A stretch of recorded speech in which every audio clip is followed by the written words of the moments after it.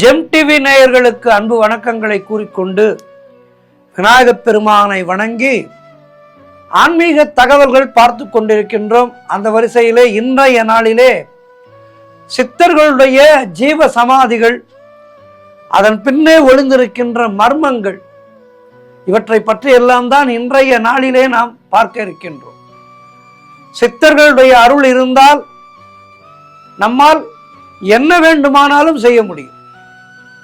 சித்தர்களுடைய அருள் என்பது அப்படிப்பட்டது. இறைவனுக்கு நிகரானவர்கள் சித்த புருஷர்கள்.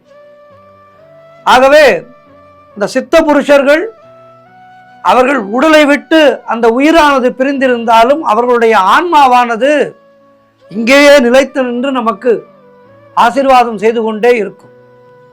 ஜீவ சமாதிகள் உணர்த்துவது இதுதான். அதனால்தான் அதற்கு பேர் ஜீவ சமாதி.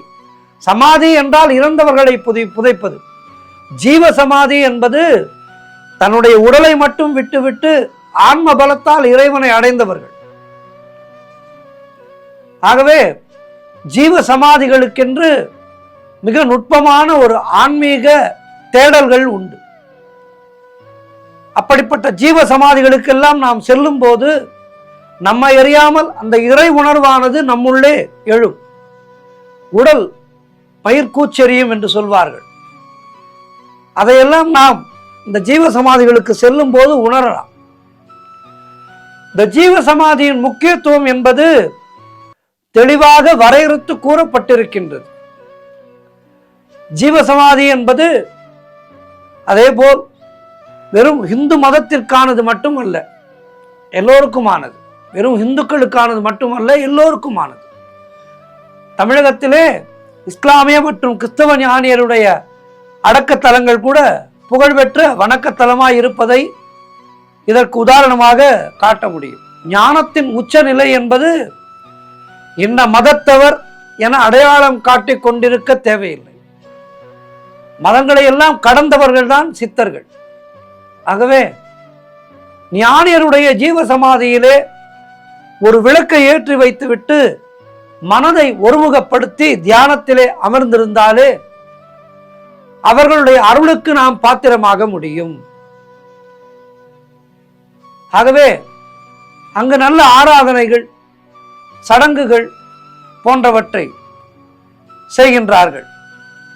ஞானியர் என்பவர், சித்த புருஷர்கள் என்பவர்கள் சடங்குகள், சம்பிரதாயங்கள் இவற்றுக்கெல்லாம் அப்பாற்பட்டவர்கள் ஆயினும் அவர்களை நாம் ஒரு தெய்வ நிலையிலே பார்க்கின்ற காரணத்தினாலே இவற்றை எல்லாம் நாம் செய்கின்றோம்.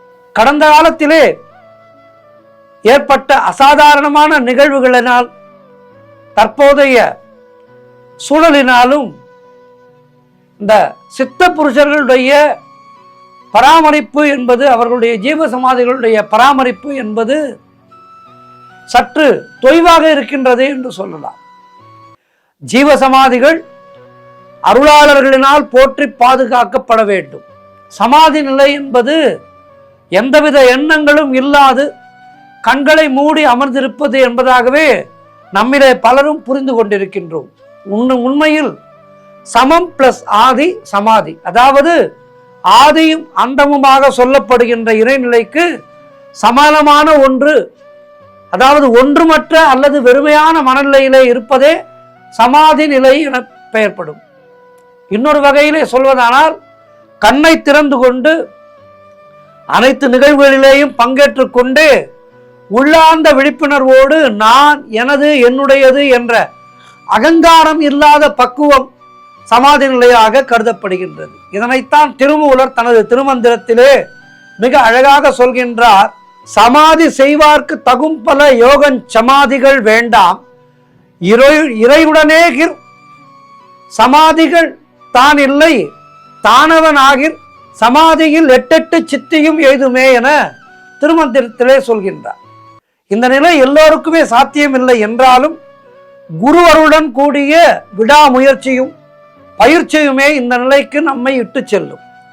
பதஞ்சலி முனிவர் தனது பதஞ்சலி யோகம் என்னும் நூலிலே சமாதி நிலைக்கு இட்டு செல்கின்ற 8 படிநிலைகளின் வகைகளை விரிவாக அருளியிருக்கின்றார்.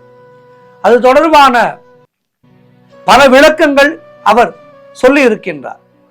கொங்கணவர் தனது கொங்கணவர் வாதகாவியம் என்ற நூலிலே சமாதி நிலைகளை பற்றி விரிவாக விளக்கியிருக்கின்றார். 6 வகையான சமாதி நிலைகள் இருப்பதாக கொங்கணவ சித்தர் குறிப்பிடுகின்றார். அவை தத்துவல்ய சமாதி, சவிகற்ப சமாதி, நிர்விகற்ப சமாதி, அகண்டவிருத்தி சமாதி, சஞ்சார சமாதி, ஆரூட சமாதி. இதிலே தத்துவ சமாதி என்பது, தத்துவல்ய சமாதி என்பது கொங்கணவர் தனது கொங்கணவர் வாதகாவியம் நூலிலே அருளிய 6 வகையான சமாதி நிலைகளை மிக அழகாக அதனுடைய தத்துவார்த்த நிலைகளை பற்றி எல்லாம் சொல்லி இருக்கின்றார்.